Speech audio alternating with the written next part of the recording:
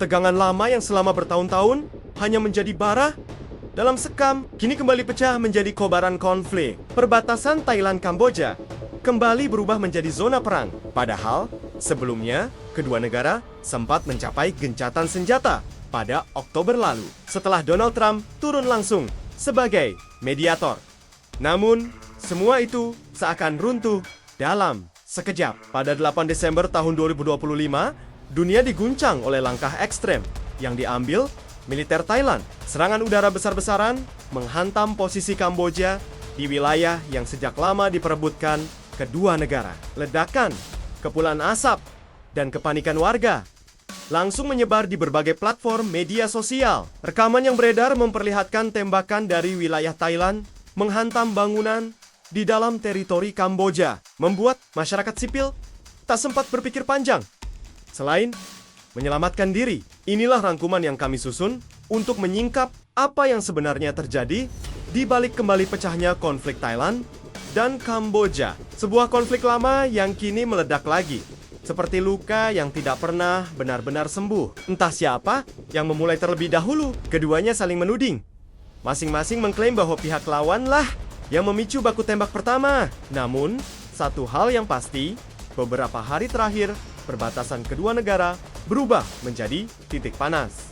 Kontak senjata, tembakan, artileri, dan serangan udara kembali menjadi pemandangan sehari-hari bagi warga di sekitar wilayah tersebut. Salah satu insiden yang paling viral adalah tembakan dari arah Thailand yang mengenai sebuah kompleks scam online di kawasan Asmat, Kamboja. Ledakan besar membuat bangunan itu terbakar, menewaskan seorang petugas keamanan dan melukai beberapa warga lokal maupun warga asing. Ini hanyalah satu dari banyak bentrokan yang terjadi dalam rentetan eskalasi yang makin tak terkendali. Bahkan, video anak-anak sekolah yang berlarian ketakutan di perbatasan menjadi simbol betapa seriusnya situasi ini. Laporan terbaru menyebutkan bahwa Thailand telah mengerahkan tank dan kendaraan tempur mendekati garis batas. Banyak analis menilai konflik ini adalah yang paling berbahaya dalam lebih dari satu dekade terakhir. Akar permasalahan terbaru bermula pada 11 November ketika pemerintah Thailand memutuskan menunda implementasi gencatan senjata setelah sebuah ranjau darat meledak dan melukai personel militernya. Insiden itu mencederai kepercayaan yang sebelumnya mulai terbangun. Sejak awal Desember, intelijen Thailand melaporkan adanya mobilisasi artileri berat oleh pasukan Kamboja di sekitar zona sengketa. Kondisi ini membuat banyak provinsi perbatasan Thailand seperti Yuban Ratchathani dan Sisaket kembali memberlakukan patroli ketat dan status siaga. Puncaknya terjadi pada 8 Desember saat Thailand menuduh pasukan Kamboja menembakkan senjata ringan ke arah pos Thailand dan menewaskan satu tentara. Thailand merespons dengan serangan udara ke dalam wilayah Kamboja, menargetkan apa yang mereka klaim sebagai markas militer dan kompleks kriminal lintas negara. Thailand menegaskan bahwa serangannya ditujukan untuk menjaga kedaulatan dan keamanan nasional. Namun, Kamboja membantah keras. Pemerintahnya menyatakan bahwa serangan Thailand tidak memiliki provokasi dan justru mengenai bangunan yang dipenuhi pekerja sipil. Mereka menyebut tindakan Thailand sebagai pelanggaran serius terhadap kedaulatan negara dan kini bersiap melaporkan insiden tersebut kepada ASEAN dan PBB internasional. Bereaksi cepat, PBB mengeluarkan pernyataan resmi yang menyuarakan keprihatinan mendalam atas meningkatnya intensitas pertempuran. Sekretaris Jenderal Antonio Guterres mendesak kedua pihak menahan diri serta memberikan akses penuh bagi bantuan kemanusiaan. Sementara itu, Ketua ASEAN Anwar Ibrahim mengimbau dilakukannya dialog segera agar konflik tidak meluas ke negara tetangga. Peringatan juga datang dari berbagai kedutaan besar. China, misalnya, meminta warganya untuk menghindari area perbatasan Kamboja. Negara-negara lain pun melakukan hal serupa demi menghindari korban sipil yang lebih banyak. Konflik ini sebenarnya bukan hal baru. Akar sengketanya sudah terbentuk sejak tahun 1907, ketika Prancis yang waktu itu menguasai Kamboja menyepakati perjanjian batas wilayah dengan kerajaan Siam yang kini menjadi Thailand. Dokumen-dokumen kolonial itu menghasilkan garis batas yang rumit dan ambigu. terutama di sekitar pegunungan Dongrek. Salah satu titik paling sensitif adalah kuil Preah Vihear, kuil Hindu abad ke-11 yang secara geografis berada di dataran tinggi perbatasan.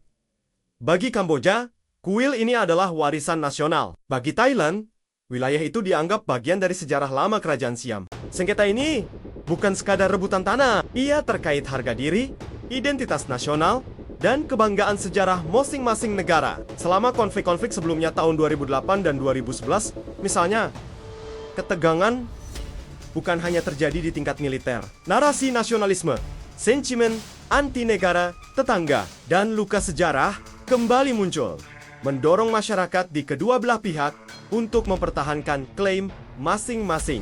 Ketegangan ini juga menimbulkan dampak ekonomi yang signifikan. Perdagangan lintas batas yang biasanya menjadi sumber pemasukan bagi ribuan keluarga, kini lumpuh total. Pasar perbatasan yang setiap hari ramai mendadak berubah menjadi kota mati. Para pedagang hanya bisa berharap keadaan cepat membaik. Sementara, logistik dan suplai makanan di beberapa desa mulai terganggu akibat blokade militer. Para pengungsi pun mulai memadati pos-pos darurat. Banyak keluarga terpaksa meninggalkan rumah hanya dengan membawa pakaian seadanya. Anak-anak menangis ketakutan setiap kali suara ledakan terdengar dari kejauhan. Beberapa dari mereka bahkan harus tidur di sekolah-sekolah yang diubah menjadi tempat perlindungan sementara. Situasi kemanusiaan makin mengkhawatirkan dari hari ke hari.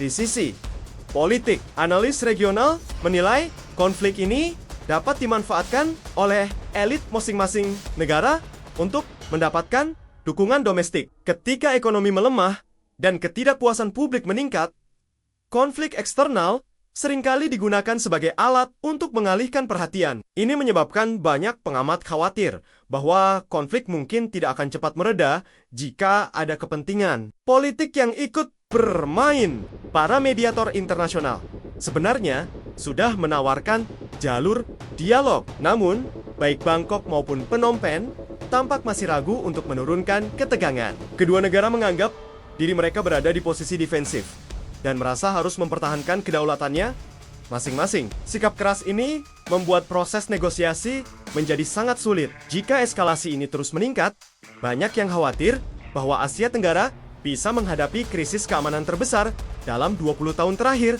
Hubungan ekonomi, perdagangan, dan arus wisata yang selama ini stabil dapat terganggu. Pertanyaannya kini hanya satu.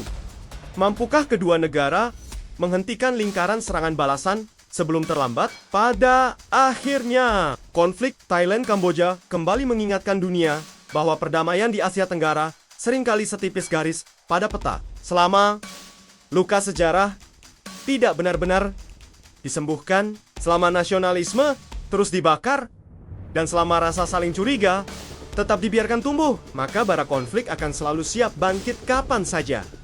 Hari ini, pesawat tempur kembali terbang, artileri kembali menyala, warga kembali berlari menyelamatkan diri, dan dunia hanya bisa berharap semoga besok tidak lebih buruk dari hari ini.